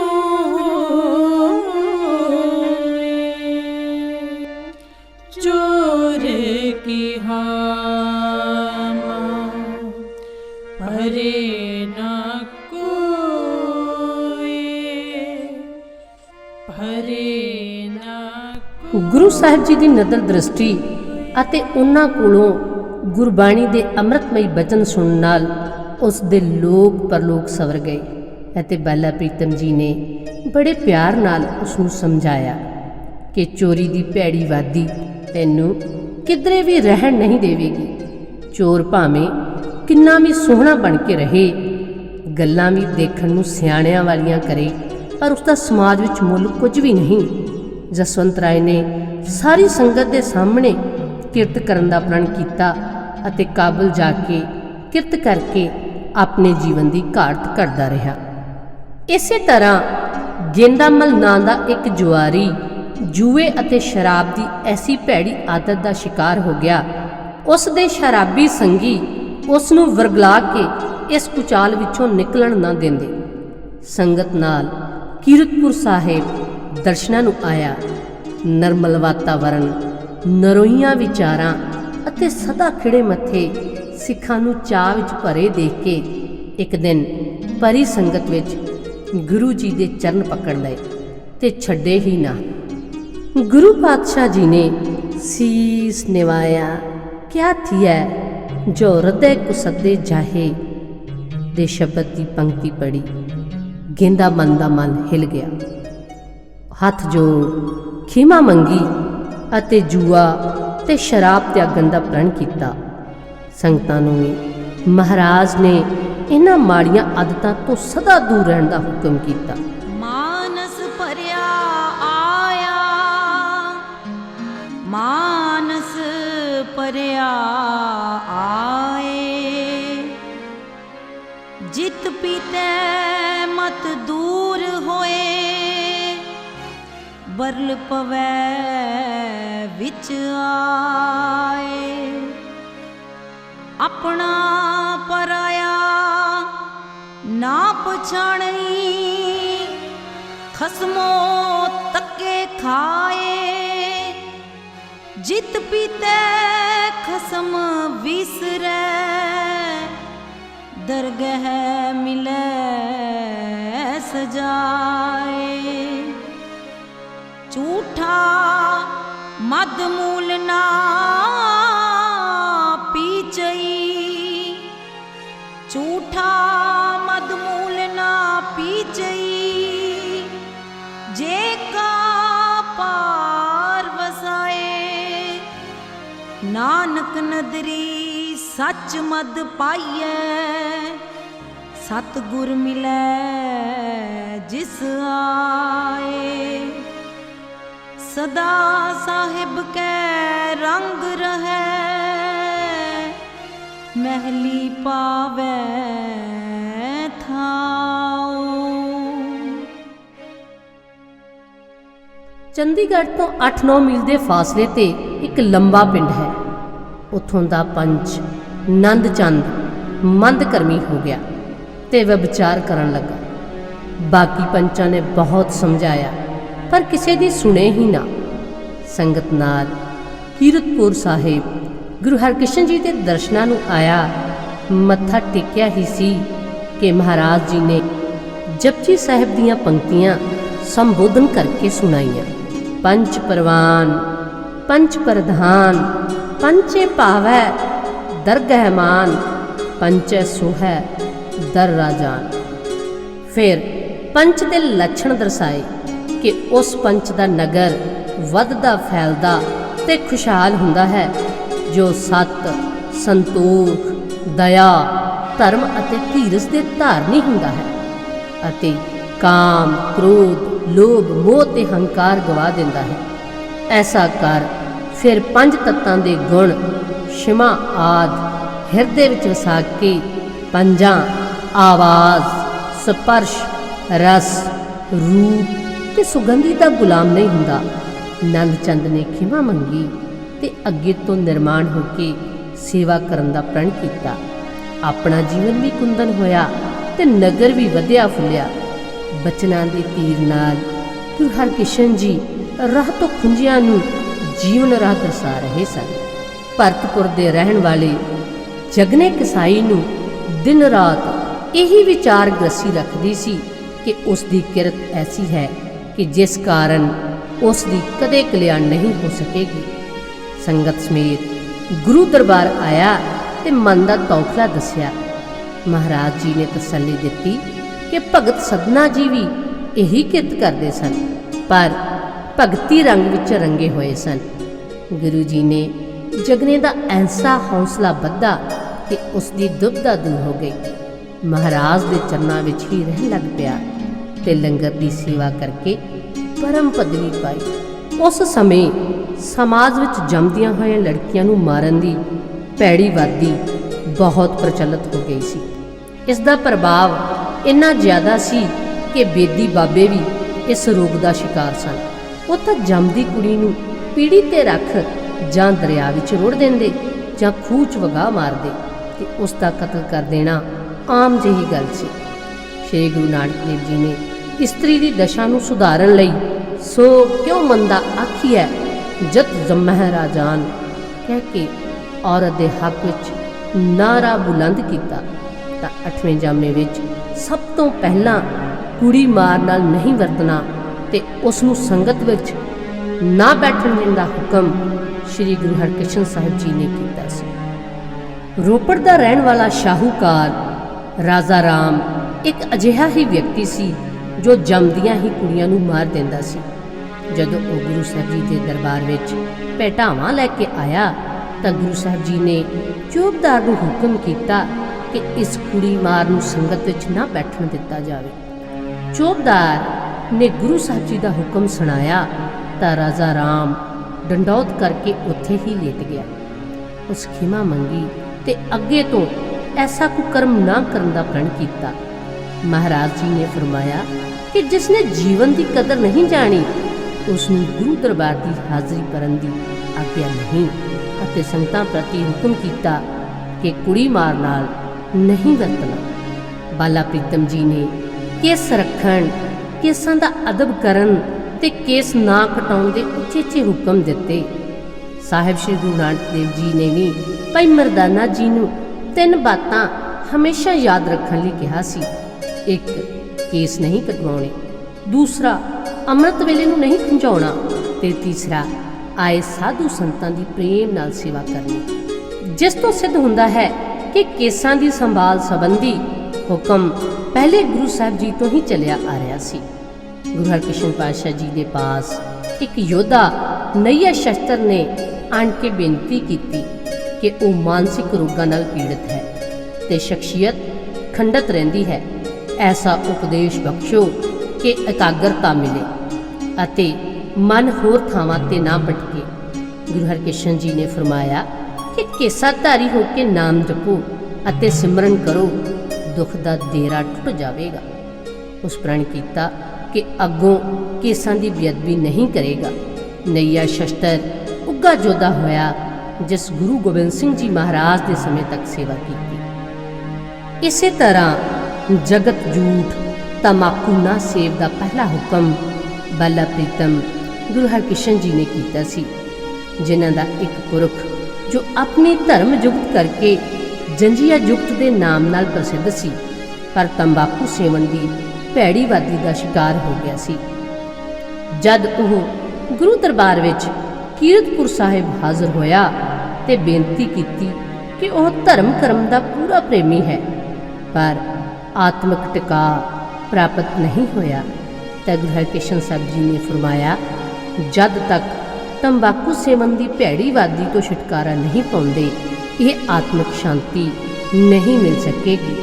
उसनू ऐसी लज्जा आई कि प्रण किया कि अगे तो जगत झूठ का सेवन नहीं करेगा। उसने आप की तंबाकू पीना छड्या ते होरनां नूं भी प्रेर के छडाउंदा रहा। इस तो सिद्ध हुंदा है कि पुरातन गुरसिखां वल्लों सिखां की रहनुमाई लई तैयार की रहत मर्यादा विच लिखे निज़म अते सिद्धांत जिवें केसां की बेअदबी नहीं करनी, कुड़ी मार, नड़ी मार नाल नहीं वरतना अते तंबाकू का सेवन नहीं करना आदि गुरु साहिबाना वल्लों समय समय दिते हुक्मां ते आधारित हैं। गुरु घर की चक्का चौंध देख राम राय चालां चलन लगा। उसने फिर औरंगजेब पास अर्जी पाई कि पिता जी नूं मेरी तुहाडे नाल बड़ी चंगी नहीं लगी। उसने ये भी डर पैदा किया कि बाल गुरु सिख संगत संभाल नहीं सकेगा, पर गुरु साहिब ने जिस तरह सिख सिद्धांत नूं स्पष्ट किया ते संगतां नूं अगवाई दिती, उस नाल राम राय दे दावे बड़े हसोहीने होके रह गए। सिख संगतां दा गुरु नाल प्यार औरंगजेब लई फिक्र का विषय भी सी। औरंगजेब की तस्वी नीति तो घबरा के कई फकीर जिवें फकीर नूरदीन, माला शेख अते मुहम्मद बख्श अते सिद्ध भी गुरु साहब की शरण आ चुके सन।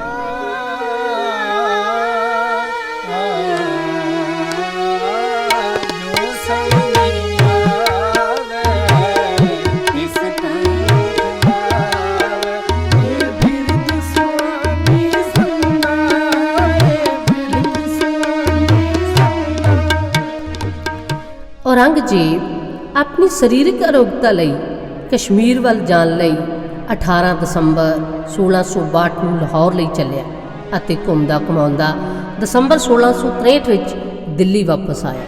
ਕਸ਼ਮੀਰ ਤੋਂ ਮੁੜਦੇ ਸਾਰ ਹੀ ਉਸਨੇ ਆਪਣੀ ਧਾਰਮਿਕ ਨੀਤੀ ਦਾ ਐਲਾਨ ਕਰ ਦਿੱਤਾ ਤੇ ਆਪਣੀ ਐਲਾਨੀਆ ਨੀਤੀ ਮੁਤਾਬਕ ਉਹ ਹਿੰਦੁਸਤਾਨ ਨੂੰ ਦਾਰੁਲ ਹਰਮ ਤੇ ਦਾਰੁਲ ਇਸਲਾਮ ਬਣਾਉਣਾ ਚਾਹੁੰਦਾ ਸੀ। ਨਕਸ਼ਬੰਦੀ ਸਿਰ ਚੜ ਗਏ ਸਨ। ਨਕਸ਼ਬੰਦੀਆਂ ਦੇ ਆਗੂ ਜੋ ਪਹਿਲਾਂ ਚਿੱਠੀਆਂ ਲਿਖ ਅਕਸਾਉਂਦੇ ਸਨ, ਹੁਣ ਬਾਦਸ਼ਾਹ ਨਾਲ ਬੈਠ ਨੀਤੀਆਂ ਬਣਾਉਣ ਵਾਲੇ ਹੋ ਗਏ। ਕਸ਼ਮੀਰ ਤੋਂ ਵਾਪਸੀ ਤੇ ਬਾਬਾ ਰਾਮ ਰਾਏ ਦਿੱਲੀ ਆਏ ਤੇ ਔਰੰਗਜ਼ੇਬ ਨੂੰ ਦੱਸਿਆ ਕਿ ਗੁਰੂ ਹਰਕ੍ਰਿਸ਼ਨ ਜੀ ਦਾ ਜਸ ਚਾਰੋਂ ਪਾਸੇ ਫੈਲ ਰਿਹਾ ਹੈ। ਮੁਸਲਮਾਨ ਫਕੀਰ ਤੱਕ ਗੁਰੂ ਜੀ ਦੀ ਪਨਾਹ ਲੈ ਰਹੇ ਹਨ। ਪਹਾੜੀ ਰਾਜੇ ਉਹਨਾਂ ਦੇ ਇਸ਼ਾਰਿਆਂ ਤੇ ਤੁਰਦੇ ਹਨ। ਉਸ ਦੀ ਰਹਿ ਹੁਣ ਤਦ ਹੀ ਆਉਂਦੀ ਹੈ ਜਦ ਗੁਰੂ ਜੀ ਨੂੰ ਦਿੱਲੀ ਦਰਬਾਰ ਵਿੱਚ ਹਾਜ਼ਰ ਕੀਤਾ ਜਾਏ। ਔਰੰਗਜ਼ੇਬ ਨੇ ਪਹਿਲਾਂ ਫੌਜਾਂ ਭੇਜਣ ਦੀ ਗੱਲ ਕੀਤੀ, ਪਰ ਮਿਰਜ਼ਾ ਰਾਜਾ ਜੈ ਸਿੰਘ, ਦੀਵਾਨ ਬਿਸੰਬਰ ਦਾਸ ਤੇ ਸ਼ਿਵ ਦਿਆਲ ਨੇ ਸੱਦਾ ਪੱਤਰ ਭੇਜ ਦਿੱਲੀ ਬੁਲਾਉਣ ਦੀ ਸਲਾਹ ਦਿੱਤੀ। ਇਹ ਵੀ ਤੈਅ ਹੋਇਆ ਕਿ ਦੀਵਾਨ ਪਰਸ਼ਰਾਮ ਨੂੰ ਚਿੱਠੀ ਦੇ ਕੇ ਕੀਰਤਪੁਰ ਸਾਹਿਬ ਭੇਜਿਆ ਜਾਵੇ।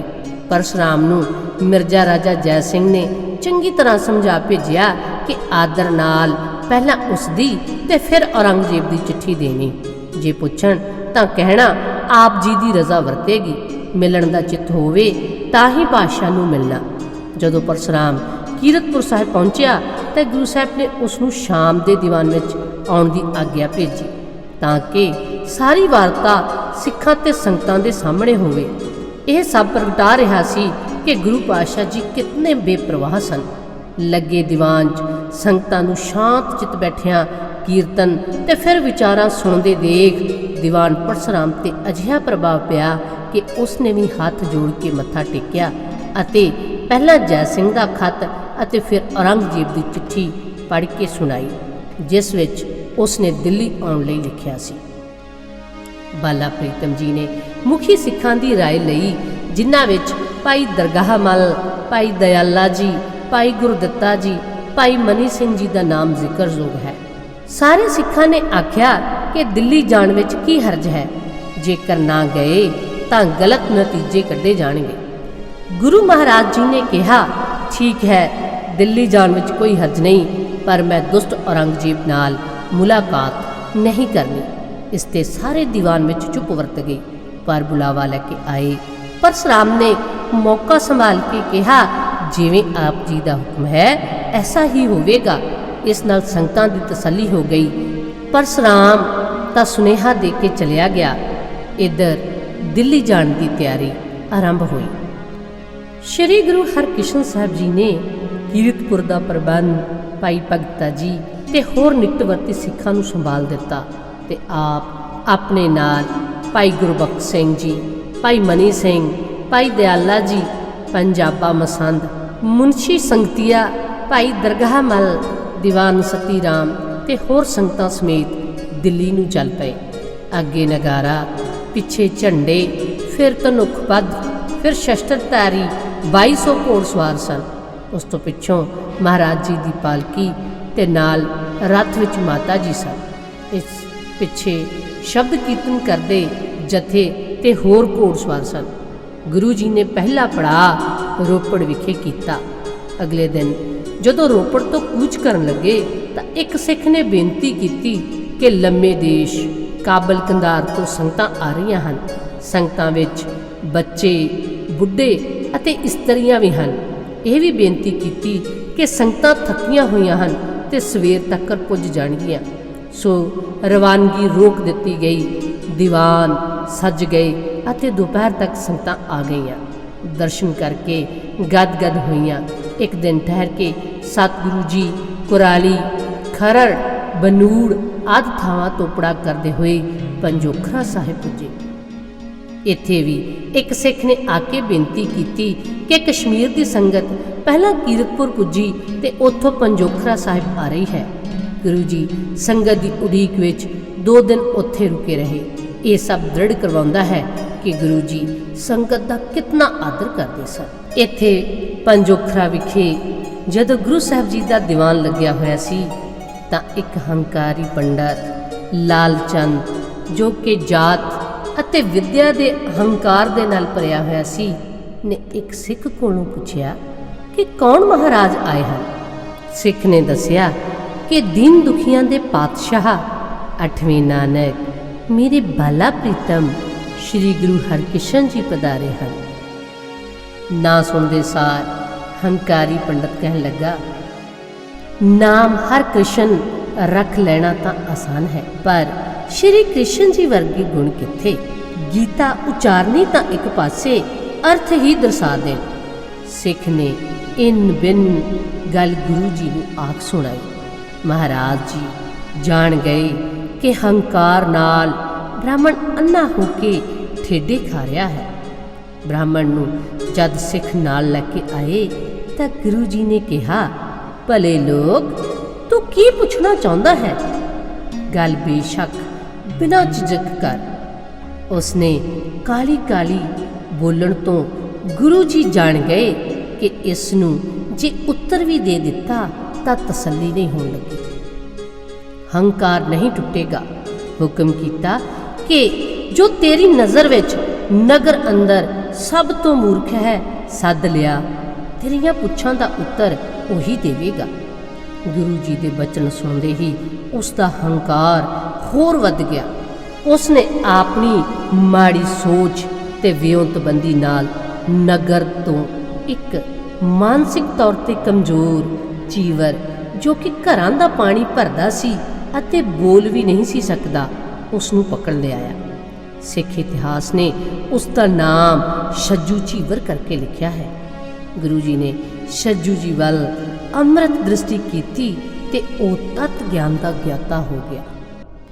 ਜਦੋਂ ਛੱਜੂ ਜੀ ਨੇ ਸਾਹਿਬਾਂ ਦੀ ਕਿਰਪਾ ਸਦਕਾ ਗੀਤਾ ਦੇ ਅਰਥ ਕੀਤੇ ਤਾਂ ਅਰਥ ਸੁਣਦਿਆਂ ਹੀ ਲਾਲ ਚੰਦ ਚਰਨੀ ਟਹਿ ਪਿਆ। ਉਸਨੇ ਗੁਰੂ ਸਾਹਿਬ ਜੀ ਕੋਲ ਬੇਨਤੀ ਕੀਤੀ ਕਿ ਕਿਰਪਾ ਕਰਕੇ ਮੈਨੂੰ ਨਚੀਜ਼ ਨੂੰ ਆਪਣਾ ਸਿੱਖ ਬਣਾ ਲਵੋ। ਮੈਨੂੰ ਜੋ ਹੰਕਾਰ ਸੀ ਉਹ ਆਪ ਦੇ ਦਰਸ਼ਨਾਂ ਦੁਆਰਾ ਮੁੱਕ ਗਿਆ ਹੈ।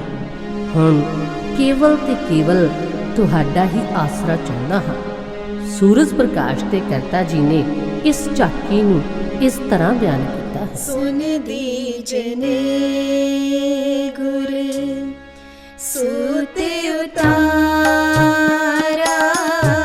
ਸੁਨ ਦੀਜਨੇ ਗੁਰ ਸੂਤ ਉਤਾਰਾ, ਮੈਂ ਪਾਸਿਖ ਰਾਮ ਰੇ द्वारा, सुन दीजने गुर नहीं जात को मत मुझ रहे हो, एक आसरो तुम रो गए हो, सुन दीजने सूत उतारा, सुन दीजने।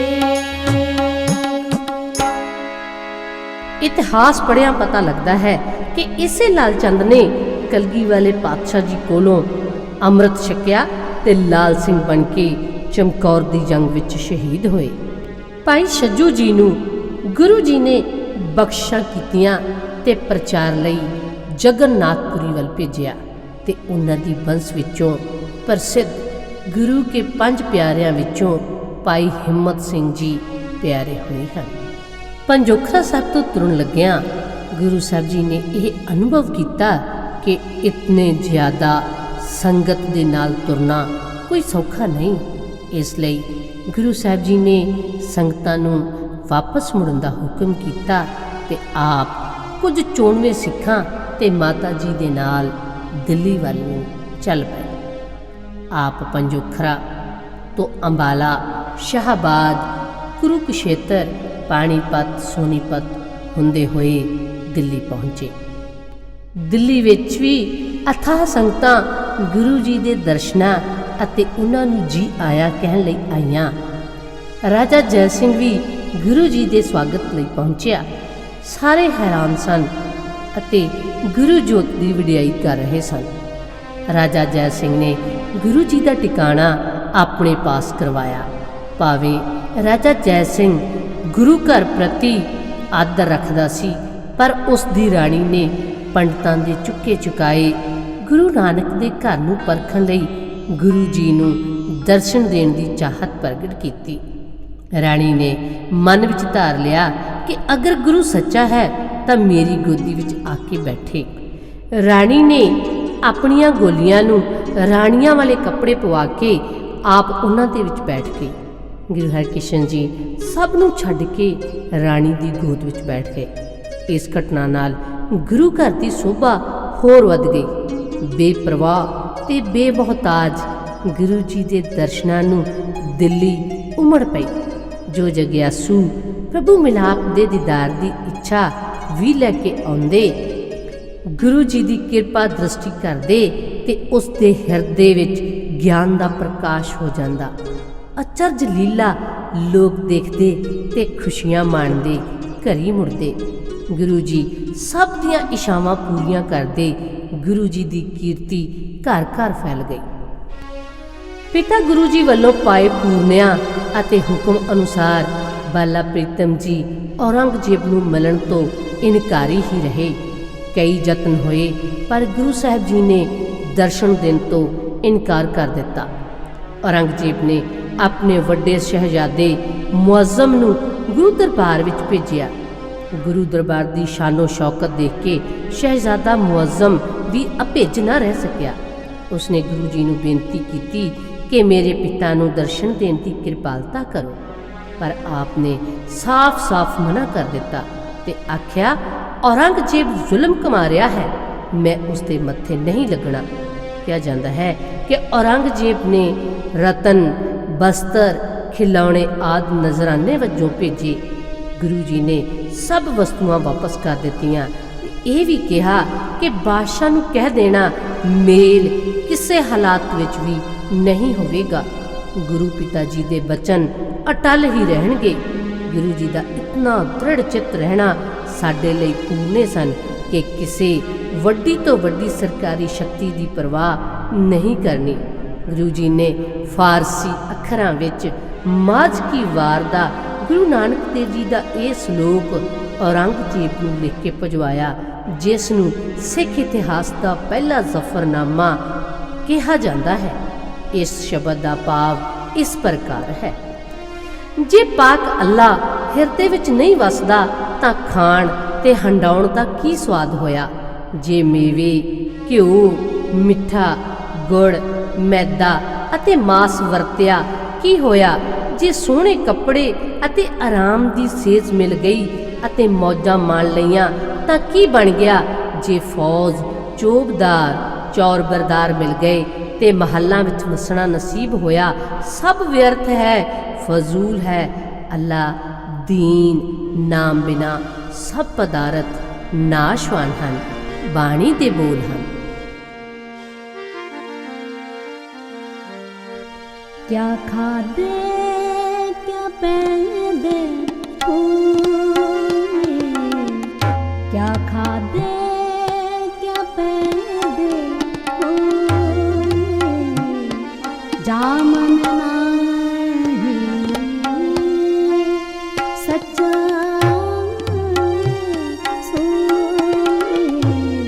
क्या खादे क्या पहनदे।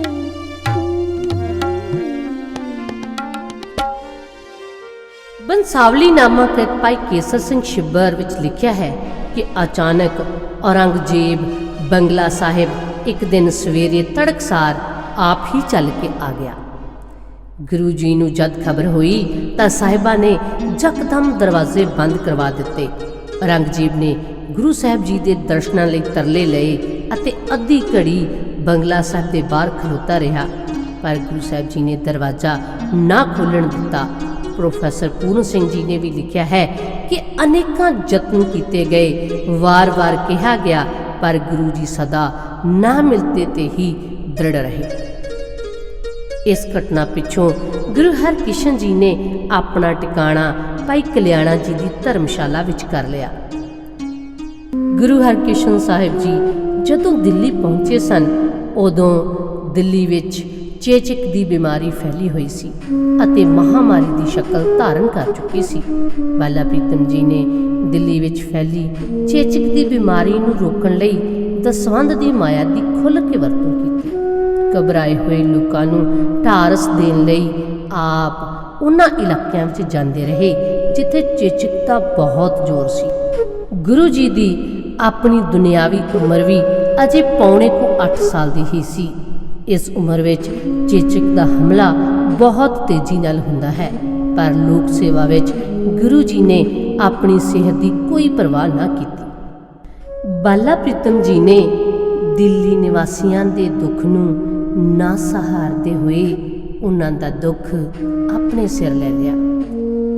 ये गुरु नानक के घर की रीत है कि हर समय दर्दवंद अते लोड़वंद की बांह फड़ी जाती है, भावें वो बाबर के अत्याचारां की मार हेठ पिसदी लुकाई की गल होवे जां समाज दीआं कुरीतियां, सती प्रथा, परदा प्रथा, जात पात का वखरेवा होवे, लाहौर के काल पीड़ितां का दर्द होवे, कुदरती नियामत पानी की लोड़ होवे जां किसी गरीब का कारज होवे, कोड़ियां ते बीमारां लई मुफ्त इलाज की गल होवे, लोड़वंद अमीर चाहे गरीब होवे, गुरु घर तो कदे भी निराश नहीं गया।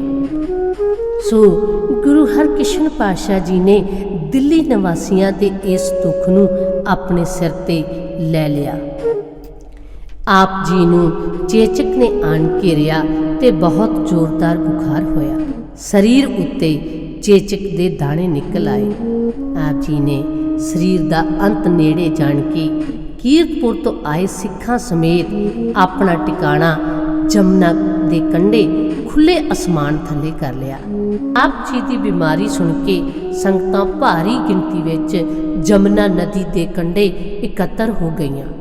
ਯਾਦ ਰਹੇ ਕਿ ਗੁਰੂ ਤੇਗ ਬਹਾਦਰ ਪਾਤਸ਼ਾਹ ਜੀ ਇਸ ਸਮੇਂ ਪੂਰਬ ਦੀ ਯਾਤਰਾ ਤੋਂ ਗੁਰੂ ਹਰਕ੍ਰਿਸ਼ਨ ਪਾਤਸ਼ਾਹ ਜੀ ਦਾ ਦਿੱਲੀ ਆਉਣਾ ਸੁਣ ਕੇ ਦਿੱਲੀ ਵੱਲ ਚੱਲ ਪਏ।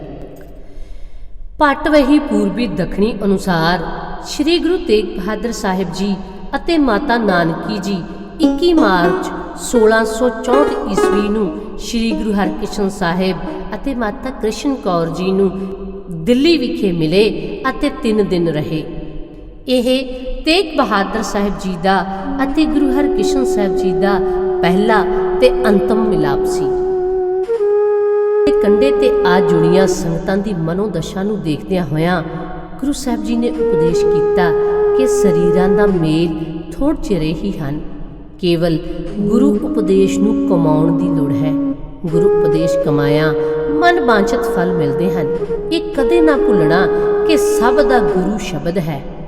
ਜੋ ਸਾਡੇ ਨਾਲ ਬਚਨ ਕਰਨਾ ਚਾਹੁੰਦਾ ਹੈ ਉਹ ਚਾਅ ਨਾਲ ਪਾਠ ਕਰੇ, ਧਿਆਨ ਨਾਲ ਸੁਣੇ ਤੇ ਸ਼ਰਧਾ ਨਾਲ ਅਪਣਾਏ, ਜ਼ਿੰਦਗੀ ਵਿੱਚ ਢਾਲੇ, ਉਸ ਨੂੰ ਚਾਰੇ ਪਦਾਰਥ ਆਪ ਮੁਹਾਰੇ ਮਿਲ ਜਾਣਗੇ। ਦੇ ਮਿਲਾਵਾ, ਪੂਜਾ, ਰਸਮਾਂ ਰੀਤਾਂ ਨੂੰ ਗੁਰੂ ਘਰ ਵਿੱਚ ਕੋਈ ਥਾਂ ਨਹੀਂ। ਨਿੱਜੀ ਮਿਲਾਪ ਵੀ ਸ਼ਬਦ ਨੂੰ ਸਮਝ ਹਿਰਦੇ ਵਿੱਚ ਵਸਾਉਣਾ ਹੈ। ਇਸ ਉਪਰੰਤ ਗੁਰੂ ਸਾਹਿਬ ਜੀ ਨੇ ਨਾਰੀਅਲ ਤੇ 5 ਪੈਸੇ ਲਿਆਉਣ ਲਈ ਹੁਕਮ ਕੀਤਾ। ਸੋਨੇ ਦੀ ਥਾਲੀ ਵਿੱਚ ਸੰਗਤ ਨੇ 5 ਪੈਸੇ ਤੇ ਨਾਰੀਅਲ ਲਿਆ ਰੱਖਿਆ। ਨਾਰੀਅਲ ਦੇ ਤੇ 5 ਪੈਸੇ ਛੋਹ ਕੇ ਆਪ ਜੀ ਨੇ ਟਿਕੇ ਹੋਏ ਸੱਜੇ ਹੱਥ ਨੂੰ ਉਠਾਇਆ, 3 ਵਾਰ ਗੋਲਾਕਾਰ ਕੀਤਾ ਤੇ ਅੱਖਾਂ ਮੀਟ ਕੇ ਸਿਰ ਝੁਕਾਇਆ।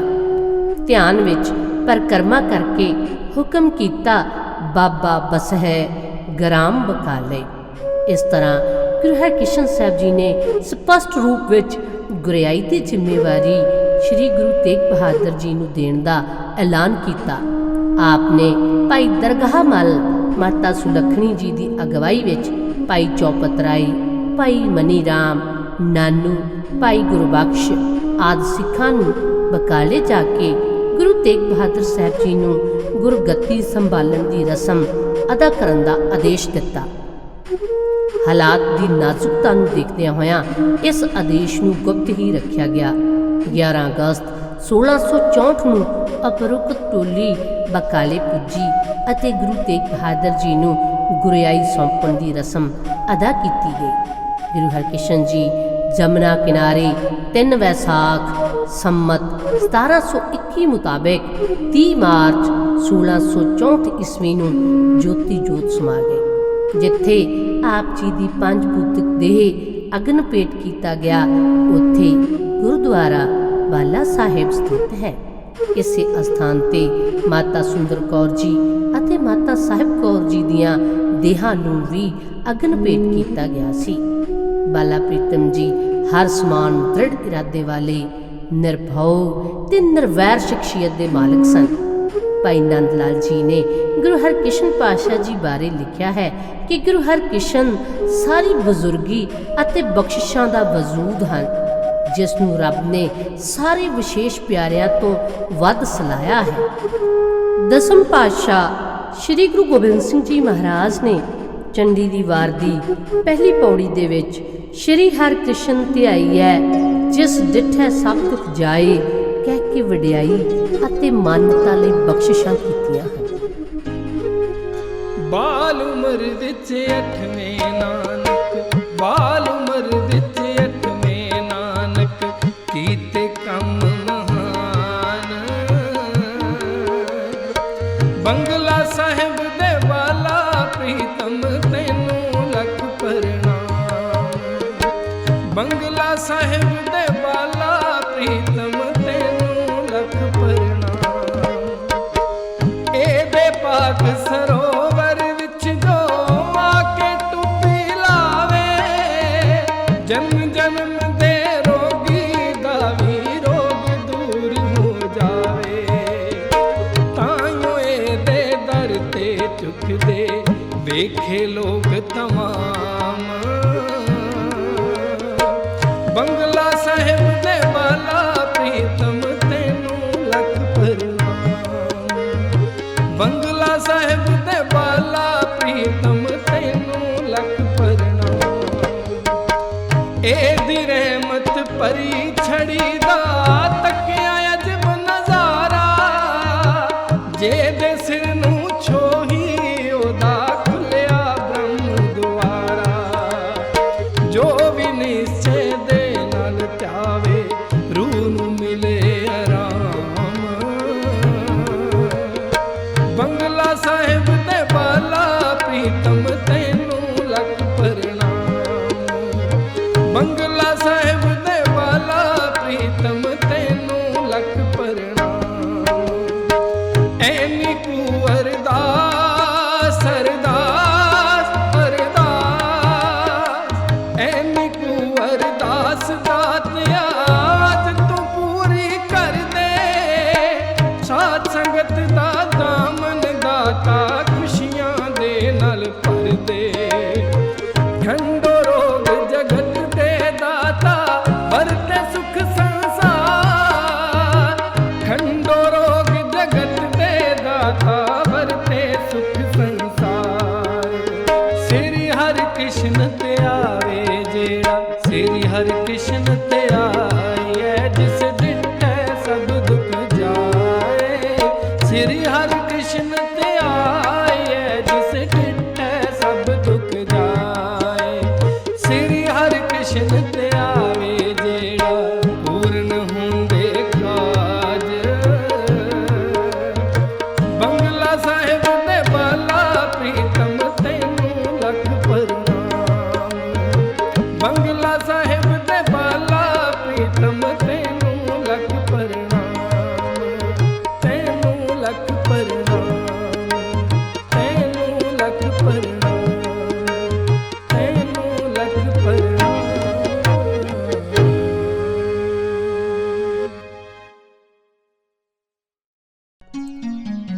ਗੁਰ ਇਤਿਹਾਸ ਆਪ ਜੀ ਨਾਲ ਸਾਂਝਾ ਕਰਦਿਆਂ ਹੋਇਆਂ ਕਈ ਪ੍ਰਕਾਰ ਦੀਆਂ ਤਰੁੱਟੀਆਂ ਰਹਿ ਗਈਆਂ ਹੋਣਗੀਆਂ, ਉਸ ਲਈ ਖਿਮਾ ਦੇ ਜਾਚਕ ਹਾਂ। ਗੁਰ ਇਤਿਹਾਸ ਬੱਚਿਆਂ ਤੇ ਜਗ ਤੱਕ ਪਹੁੰਚਾਉਣ ਲਈ ਚੀਫ ਖਾਲਸਾ ਦੀਵਾਨ ਦੀ ਧਰਮ ਪ੍ਰਚਾਰ ਕਮੇਟੀ ਵੱਲੋਂ ਇਹ ਉਪਰਾਲਾ ਕੀਤਾ ਗਿਆ ਹੈ। ਵਾਹਿਗੁਰੂ ਜੀ ਕਾ ਖਾਲਸਾ, ਵਾਹਿਗੁਰੂ ਜੀ ਕੀ